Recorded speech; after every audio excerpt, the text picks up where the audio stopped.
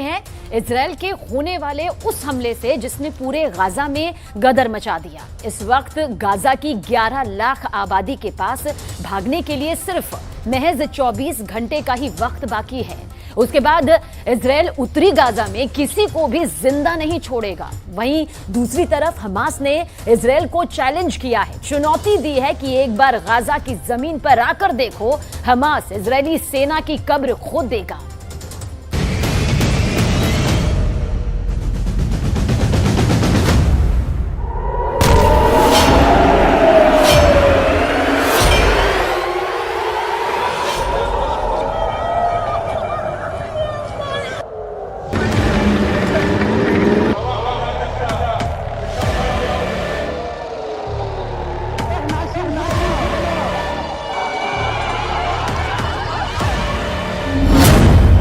Israel में युद्ध सरकार, हमास को दिया मृत्युदंड।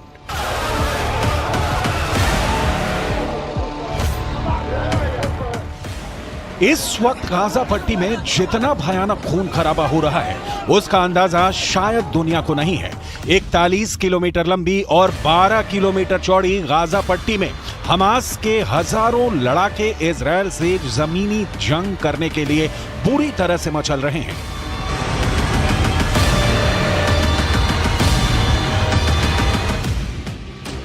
ऐसा लग रहा है कि हमास चाहता है कि गाजा पट्टी में एक बार इजराइल के टैंक और पैदल सेना घुसे, फिर हमास और हिजबुल्ला के लड़ाके मिलकर उनसे आखिरी जंग करें।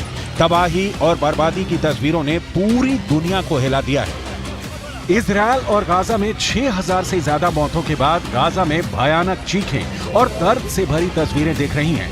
मटिया मेट इमारतें और मलबे से निकलती लाशें दिख रही हैं।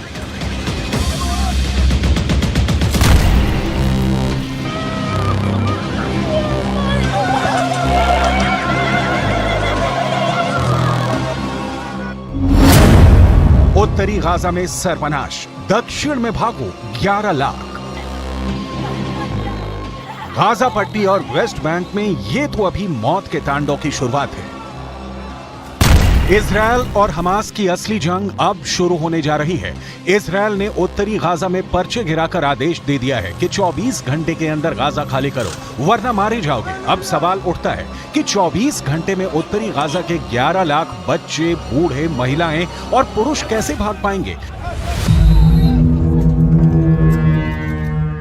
हम आपको बताएंगे कि इजराइल ने गाजा पट्टी का पूरी तरह से सफाई का क्या प्लान तैयार किया है और हमास और हिजबुल्ला ने इजराइल से गाजा में आखिरी युद्ध करने का फैसला किस जगह पर किया है। हमास हिजबुल्ला का चैलेंज, हार जाएगा इजराइल।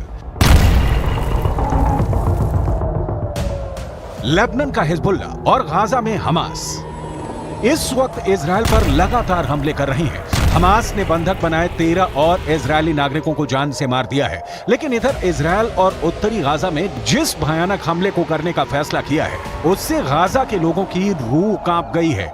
आप इस एनिमेशन से समझ सकते हैं कि गाजा में इजराइल की आईडीएफ क्या करने जा रही है।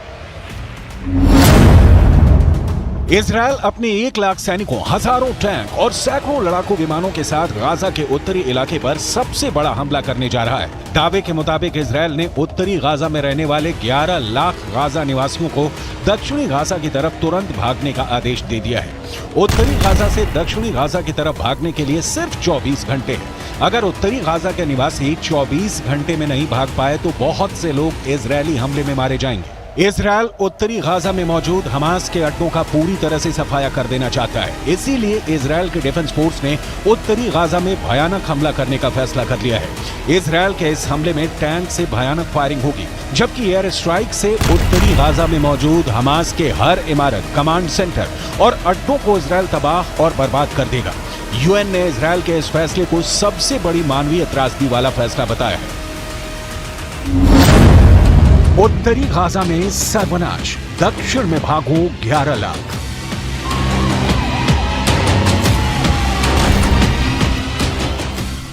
7 अक्टूबर के बाद से इजराइल ने गाजा पट्टी और वेस्ट बैंक में 22,000 से ज्यादा इमारतों और बिल्डिंगों को तबाह कर डाला है।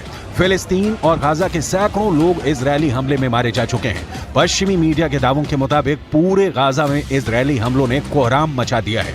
रिपोर्ट के मुताबिक 21 लाख की आबादी वाले गाजा पट्टी से 5 लाख के करीब गाजा निवासी जान बचाकर भाग गए हैं। इधर हमास ने गाजा पट्टी के कई लोगों को कई इलाकों में जबरन रोक दिया है ताकि इजरायल अंधाधुंध हमास के अड्डों पर हमला न कर पाए। हमास ने इजरायल के भीषण तैयारी को देखकर ऐलान कर दिया है कि इजरायल से अब असली जंग होगी। देखिए हमास के प्रवक्ता अबू उबैदा ने इजरायल और समर्थन करने वाले देशों को क्या धमकी दी है। हमास की मिलिट्री विंग ने कहा है कि वो गाजा में इजरायल के जमीनी हमलों से निपटने में माहिर है।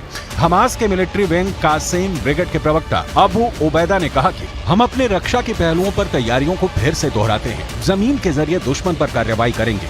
हमास नए घातक और खौफनाक विकल्पों को इस्तेमाल करने के लिए मजबूर हो रहा है, जिसकी वजह से इजरायल को बड़ा नुकसान होने वाला है।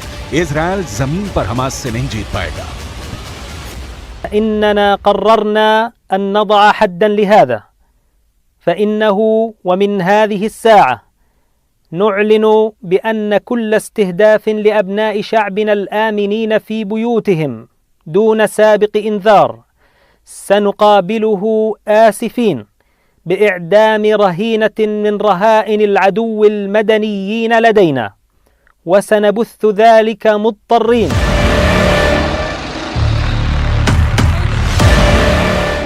लेकिन सवाल ये उठता है कि इजरायल को क्या हमास और हिजबुल्लाह मिलकर हरा पाएंगे, क्योंकि इजरायल की मोसाद और शिन बेट खुफिया एजेंसियों ने न सिर्फ गाजा बल्कि ईरान, लेबनान और सीरिया पर भी हमले का पूरा प्लान तैयार कर लिया है। मोसाद के खुफिया इनपुट के आधार पर इजरायली सेना ने एयर स्ट्राइक में हमास के कमांडर वाइल अल जार्द को मार डाला है। इसके अलावा हमास का दूसरा टॉप कमांडर जवाद अबू शमाला भी मारा गया है। हमास का कमांडर जकारिया अबू मैम्र भी मारा जा चुका है। इजरायल सेना का यह भी दावा है कि उसने हमास के मिलिट्री विंग अल कासम के सुप्रीम कमांडर मोहम्मद दईफ के रिश्तेदारों के घर पर भी बमबारी की है। टाइम्स ऑफ इजरायल में छपी खबर के मुताबिक इन हमलों में हमास मिलिट्री कमांडर मोहम्मद दईफ के भाई, भतीजे और पोती की जान गई है। 22 मुस्लिम देशों से बनी अरब लीग बहुत गुस्से में है इजरायल के हमले से। दरअसल वो इजरायल पर दबाव बनाकर इस युद्ध को रोकना चाहती है ताकि गाजा पट्टी और वेस्ट बैंक को बर्बाद होने से बचाया जा सके। हमास हिजबुल्लाह का चैलेंज, हार जाएगा इजरायल। हमास के लड़ाकों के बीच चीखता हमास का मुखिया इस्माइल हानिया अपने लड़ाकों को आखिरी जंग के लिए तैयार कर रहा है। उधर दूसरी तरफ लेबनान में हिजबुल्लाह के चीफ हसन नसरल्लाह ने भी साफ साफ इजरायल, अमेरिका, जर्मनी और ब्रिटेन को चेतावनी दे दी है कि फिलिस्तीन को यूक्रेन न समझे। हिजबुल्लाह के लड़ाके उत्तर दिशा से इजरायल पर भयानक हमले करने जा रहे हैं। लेबनान सीमा पर हिजबुल्लाह के लड़ाके टैंक और मिसाइलों के साथ हमले को तैयार हैं। इजरायल के उत्तरी बॉर्डर पर अचानक हमले की जबरदस्त तैयारियां शुरू हो गई हैं। हम आपको ये बताने जा रहे हैं कि हमास किस दम पर दावा कर रहा है कि वो इजरायल को गाजा पट्टी और वेस्ट बैंक में जमीनी युद्ध में हरा देगा। जरा देखिए। टाइम्स ऑफ इजरायल के मुताबिक हमास में करीब 27,000 लड़ाके हैं। इन्हें 6 रीजनल ब्रिगेड में बांटा गया है। हमास के पास 25 बटालियन और 106 कंपनियां हैं। इनके कमांडर बदलते रहते हैं। हमास में 4 विंग है। मिलिट्री विंग के चीफ हैं ईज अद दीन अल कासिम। पॉलिटिकल विंग की कमान इस्माइल हानिया के हाथों में है। इस विंग में नंबर 2 पर है मूसा अबू मरजूक। इसके अलावा हमास का एक और खतरनाक लीडर है जिसे खालिद मशाल के नाम से जाना जाता है। हमास का मकसद है इजरायल के उन हिस्सों पर कब्जा करना जहां ज्यादातर फिलिस्तीनी है, एक स्वतंत्र देश के रूप में खुद को स्थापित करना और इस्लामिक देश की स्थापना करना। इजरायल ने गाजा पट्टी को पूरी तरह से बर्बाद करना शुरू कर दिया है। इजरायल ने हमास को कड़ी चेतावनी देते हुए कहा है कि गाजा को तब तक खाना पानी और बिजली सप्लाई नहीं मिलेगी जब तक कि हमास इजरायल के बंधकों को छोड़ नहीं देता। कुल मिलाकर इजरायल 24 घंटे में उत्तरी गाजा को पूरी तरह से रौंदने जा रहा है। अब देखते हैं कि इजरायल के इन हमलों का सामना हमास और उसके समर्थक कैसे करते हैं। हमास के आतंकियों ने गाजा पट्टी के अस्तित्व को ही संकट में डाल दिया। इजराइल के ऑपरेशन लोहे की तलवार ने गाजा में कहर ढा दिया। इजराइल ने हमास से बदले की बेहद सटीक और सधी हुई ये पूरी प्लानिंग की। इजराइल के वॉर रूम में इस वक्त भी देश के 5 बड़े चेहरे फैसला ले रहे हैं जो अपने आप में बेहद खास होंगे। इजराइल के इन 5 पांडवों के कंधे पर ही पूरे इजराइल की जिम्मेदारी है इस वक्त।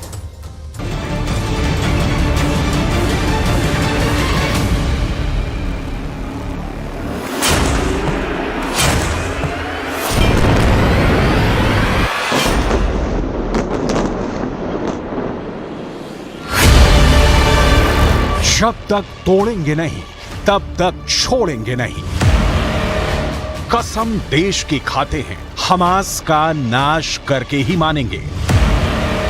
गाजा पट्टी में दिया जलाने वाला नहीं बचेगा। दिवाली के पहले गाजा का नाश निश्चित। 41 किलोमीटर में 41,000 बम बरसाएगा इजराइल।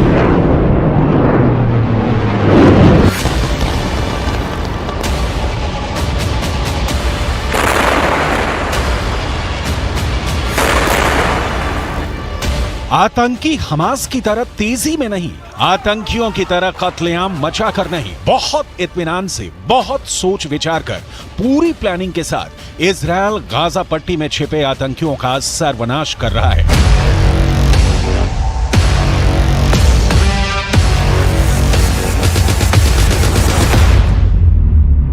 इस सर्वनाश की स्क्रिप्ट इजराइल के 5 टॉप लीडर्स ने लिखी है। इन 5 चेहरों ने हमास के अंतिम आतंकी के जिंदा रहने तक हमले की डिटेल रिपोर्ट तैयार की है। लिहाजा गाजा को मिट्टी में मिला देने वाले हमले से इतर आज 5 चेहरों की डिटेल आपको दिखाते हैं। इजराइल की हिफाजत की जिम्मेदारी इन्हीं 5 कंधों पर है, जो सीधे प्रधानमंत्री बेंजामिन नेतन्याहू को रिपोर्ट करते हैं, जिनके एक आदेश पर इजराइल से गिरी मिसाइल हमास के अस्तित्व को मिटा रही है।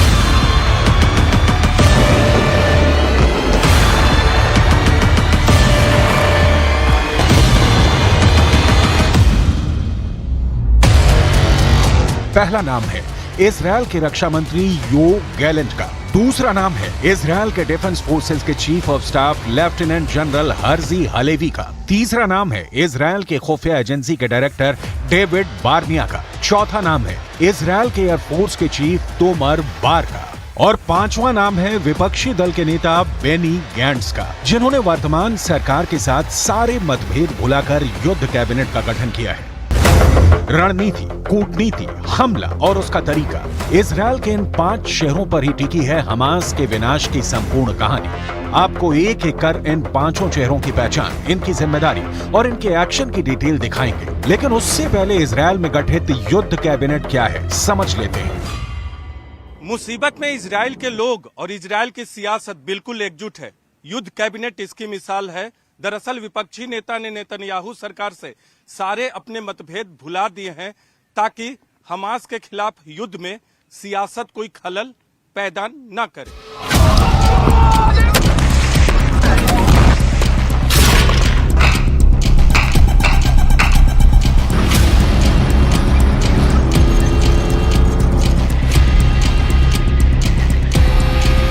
सबसे पहले इजराइल के रक्षा मंत्री के निर्णायक शब्द सुनिए और हमास के अंधकार में भविष्य की तस्वीर की कल्पना कीजिए, क्योंकि इजराइल के रक्षा मंत्री ने हमास को जमीन के 20 फुट अंदर दफना देने का हलफ उठाया है।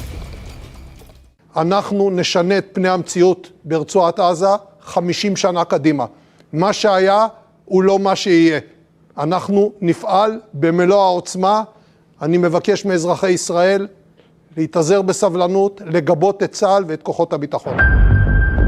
योव गैलेंट पिछले साल यानी 2022 से इजराइल के रक्षा मंत्री हैं। इससे पहले योव गैलेंट आर्मी में इजराइल के दक्षिणी कमांड के हेड थे।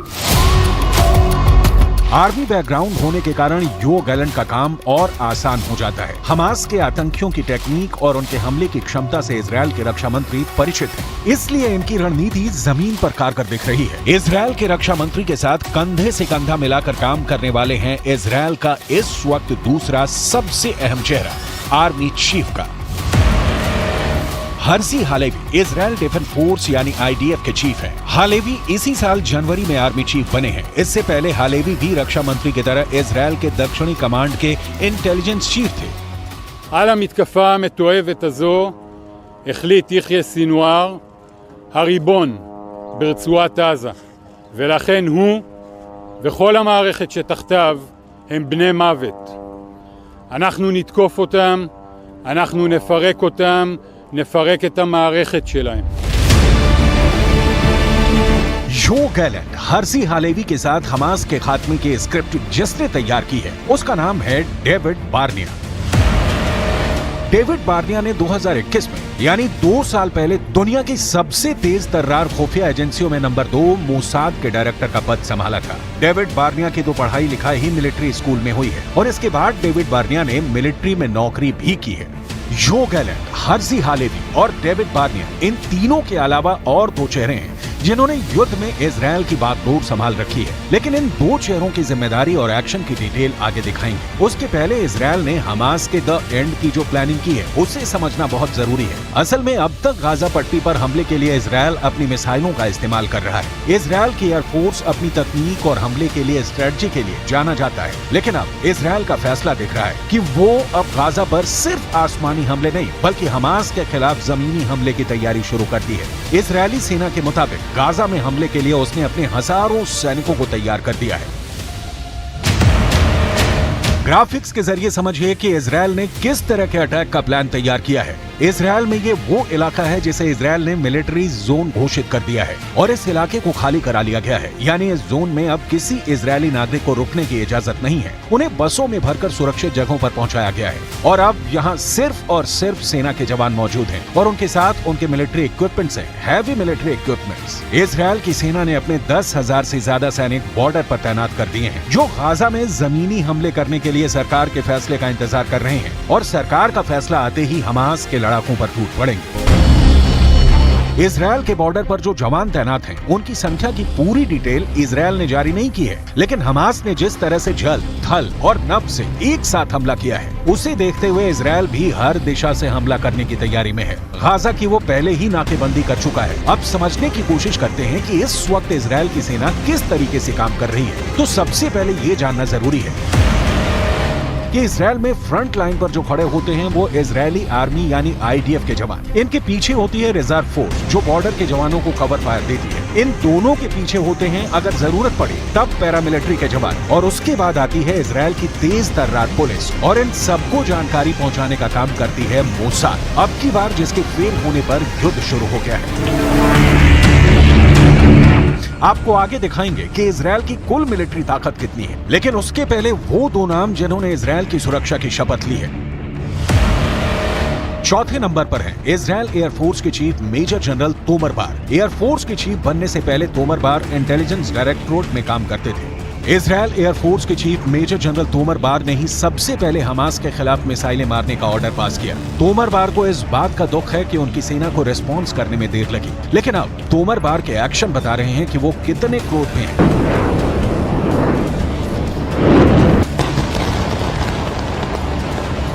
इजरायल की आर्मी, खुफिया एजेंसी, वायुसेना सब ऑपरेशन स्वार्ड्स ऑफ आयरन में अर्जुन को सिर्फ मछली की आंख दिख रही थी और इजरायल को इस वक्त हमास का संपूर्ण विनाश दिख रहा है। इस काम में देश के बॉर्डर पर नहीं, सियासत के कटघरे में प्रधानमंत्री बेंजामिन नेतन्याहू को खड़ा करने वाले विपक्षी नेता बेनी गांट्ज ने वक्त पर मिसाल वाली एकजुटता दिखाई है।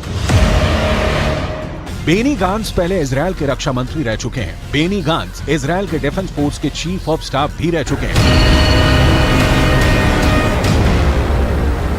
मतलब इजरायल में इस वक्त आर्मी सुपर एक्टिव है, सिर्फ बॉर्डर पर खड़े जवान की तरह नहीं, उनके वर्तमान कमांडर की भूमिका में भी और पूर्व कमांडर की भूमिका में भी, जो इस वक्त वॉर रूम में बैठे हैं। इजरायल का डिफेंस फोर्स हमास के हमले को रोकने में नाकामयाब रहा। इसके अलावा मोसाद भी हमास से जुड़ी जानकारी जुटाने में विफल रहा। यही नहीं, एयरफोर्स भी हमास के हमले को नहीं रोक पाया। लेकिन अब इन 3 प्रमुख एजेंसियों के प्रमुख वॉर रूम में गाजा पट्टी पर बम बरसाने की रणनीति बनाने में जुटे हुए हैं और लगातार गाजा पट्टी पर बम बरसाया जा रहा है। गाजा पट्टी एक ऐसा प्रेशर कुकर बनता जा रहा है जो अगर फटा तो पूरा अरब इसकी चपेट में आ सकता है, इसमें कोई शक नहीं। एक तरफ आज अमेरिका के विदेश मंत्री जॉर्डन की राजधानी में मौजूद थे, तो वहीं दूसरी तरफ उसी जॉर्डन की राजधानी में हजारों लोग इजरायल के खिलाफ सड़कों पर उतरे हुए थे।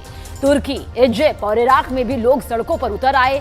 आधी दुनिया गाजा पट्टी के नाम पर उबल रही है। गाजा के चलते हालात लगातार बिगड़ते जा रहे हैं।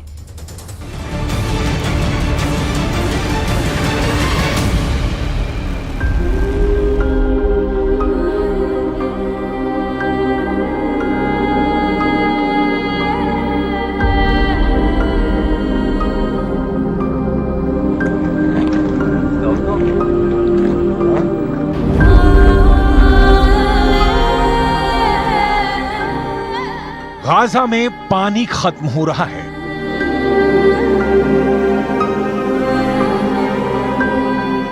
गाजा में खाना खत्म हो रहा है।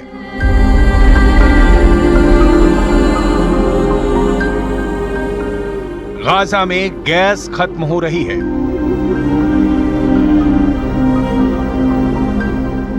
गाजा में बिजली खत्म हो चुकी है।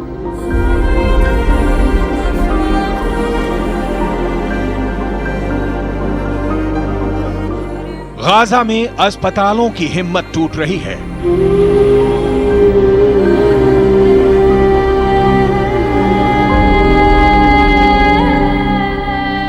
गाजा के मुर्दा घरों में लाशें ही लाशें हैं।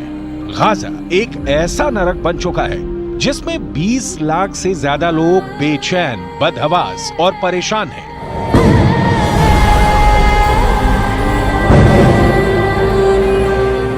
गाजा के लोग भागना चाहते हैं,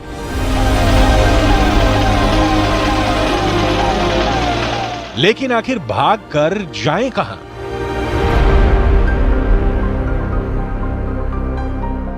एक तरफ समंदर है, दूसरी तरफ इजराइल है।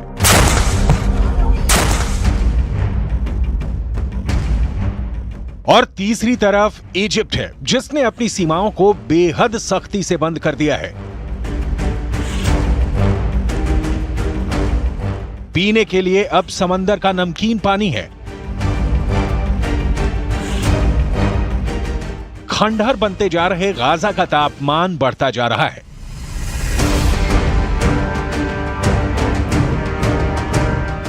हर एक छत हर एक दिन बीतने के साथ तबाह हो रही है।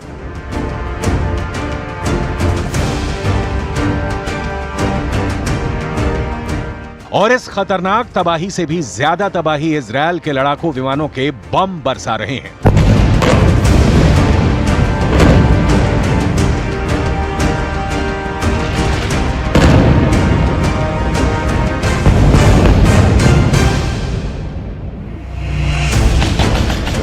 इन सबके बीच वेस्ट एशिया के अंदर इजरायल ने तूफान मचा दिया है। इजरायल डिफेंस फोर्स बहुत ज्यादा एग्रेसिव मोड में आ चुकी है। गाजा पर हमले के लिए टैंकों की सेना तैयार हो चुकी है। इजरायल के उत्तर में लेबनान की सीमा पर हिजबुल्लाह पर भी इजरायल डिफेंस फोर्स कहर बरपा रही है।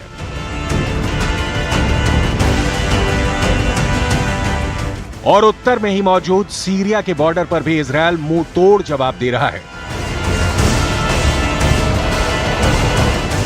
इजरायल इतना उग्र हो चुका है कि जैसे ये खबर आई कि ईरान के विदेश मंत्री सीरिया में दौरा करने वाले हैं, वैसे ही दमिश्क और एलेप्पो के हवाई अड्डों पर इजरायल ने बम बरसा दिया और इन हवाई अड्डों को ही तबाह कर दिया। इसका मकसद साफ है कि ईरान के जरिए हवाई जहाज से हथियारों के कार्गो विमान सीरिया में उतर ही ना सके।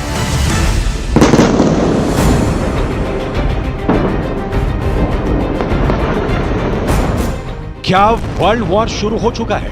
इस सवाल का जवाब बहुत सारे एक्सपर्ट्स हां में भी देने लगे हैं। लेकिन इस वर्ल्ड वॉर की धुरी गाजा पट्टी बन जाएगी, इसका अंदाजा किसी को नहीं था।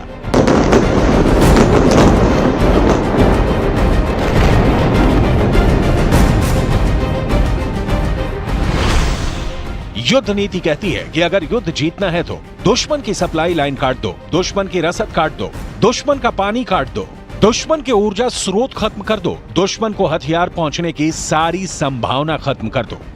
यही वजह है कि 1 हफ्ते के करीब होने को है और गाजा के अंदर अब सारे सप्लाई रूट बंद हो चुके हैं। गाजा के अंदर इस वक्त के हालात ये हैं कि फिलिस्तीन के अरबी भाषा के अखबारों के मुताबिक गाजा में दवा की कमी 44% हो चुकी है, गाजा में बिजली की कमी 80% हो चुकी है। गाजा के अंदर 20% बिजली अभी तक जनरेटर से पैदा हो रही थी, लेकिन ईंधन की कमी की वजह से अब जनरेटर भी बंद होने लगे हैं और इसकी वजह से गाजा के अस्पतालों में इलाज में भी दिक्कत आ रही है, क्योंकि वहां बिजली की आपूर्ति में कठिनाई हो रही है। गाजा के अस्पतालों में नाकेबंदी की वजह से चिकित्सा उपकरणों की कमी 33% तक हो चुकी है। अस्पतालों के ब्लड बैंक में खून तेजी से खत्म हो रहा है। अब सवाल ये उठता है कि आखिर गाजा में मौजूद 20 लाख से ज्यादा लोग क्या करेंगे। जाहिर सी बात है कि इजिप्ट की सरकार की तरफ से कूटनीतिक बयान ये आया है कि लोग गाजा पट्टी को नहीं छोड़ें, क्योंकि अगर गाजा खाली हो गया तो इजराइल जमीन पर कब्जा कर लेगा और फिर उनको वो जमीन वापस नहीं मिल पाएगी।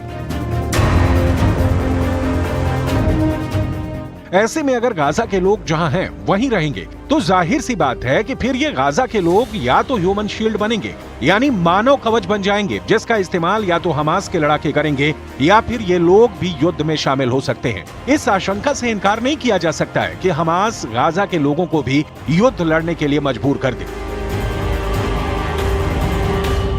मैं इस वक्त इजराइल के जेरौत में हूँ। दरअसल खून इजराइल में भी बह रहा है और गाजा में भी, लेकिन असल खूनी खेल तब खेला जाएगा जब इजराइल की सेना गाजा शहर में पहुंचेगी और वहां दोनों पक्षों की तरफ से शहरी युद्ध होगा, यानी गुरिल्ला वॉर होगा गाजा शहर के शहरी इमारतों में।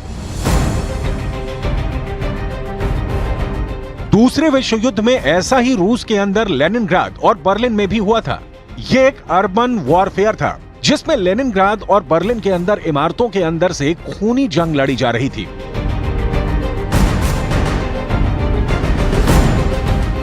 जिसमें बेहद खतरनाक जंग हुई थी। हिटलर जैसे तानाशाह की मजबूत आर्मी भी इस अर्बन वॉरफेयर यानी शहरी युद्ध को नहीं झेल सकी थी।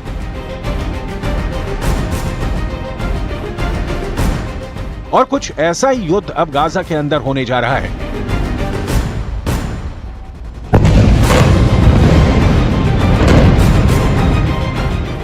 जिन इमारतों को इजरायल ने हवाई हमले करके खंडहर में तब्दील कर दिया है, उसी इमारतों के अंदर से हमास के आतंकी खतरनाक गुरिल्ला युद्ध छेड़ने वाले हैं, जिसका अंजाम क्या होगा ये कहना